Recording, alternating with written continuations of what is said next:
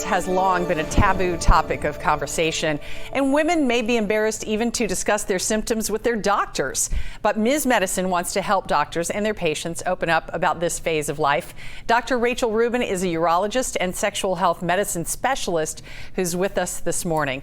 Dr. Rubin, good morning. You're going to be taking part in a virtual roundtable for doctors.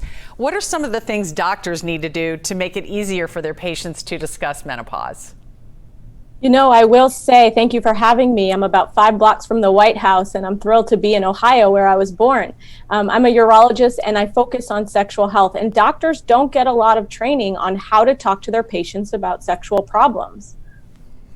So what type of training do you hope to give them at this seminar? And what will that mean for women? Yep, we do a lot of work of trying to educate doctors to be more comfortable talking about sexual health problems and for realizing that these are things that are actually treatable. Low libido, painful intercourse, all of those things are within the purview of a primary care doctor, a urologist, or a gynecologist to really help their patients with. A lot of women may think, well, these complaints that you just mentioned are just things I have to live with. It's just part of getting older. What do you say to that? I say, no, no, no. All of these things are extremely treatable. It's extremely safe to treat these problems. And a really good conversation with a doctor who's an expert at these issues and really cares will make your life and your quality of life so much better. Well, I know one of the things you're also trying to dispel is some fears about hormone replacement therapy. Why is that being used to treat some of the complaints of menopause, and is it safe? Menopause has the worst PR campaign in the history of the world. It is not just hot flashes and night sweats. It's low libido, it's painful intercourse, it's brittle bones. And we must get over the idea that all hormones are dangerous. That is an old myth. And we have to understand that there's a lot of new data out there that actually many kinds of hormones are very protective and safe.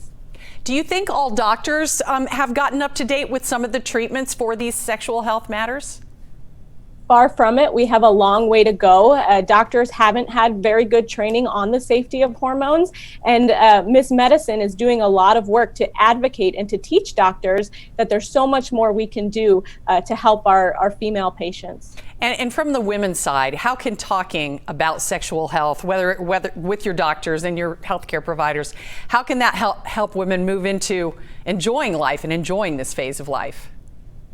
Women have to start advocating for themselves. They need to understand that their quality of life is important and it matters. And it's okay to ask your doctor about these problems and these issues. It doesn't all have to be about high blood pressure and diabetes. Well, the virtual seminar that you're having is a great step. What are some of the other things you're doing to get people to feel better about talking about this?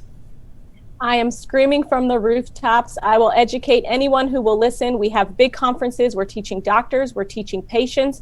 We're doing everything we can to get people talking about sex like it's just health, because sexual health is just health. I treat men, I treat women, and getting more comfortable talking about these issues will really improve quality of life. Dr. Rachel Rubin, thank you so much for taking time out of your busy schedule to talk to us. And just a reminder, you can also get in touch with Ms. Medicine here in the Tri-State to ask your questions there. Thanks for having me. Thank you.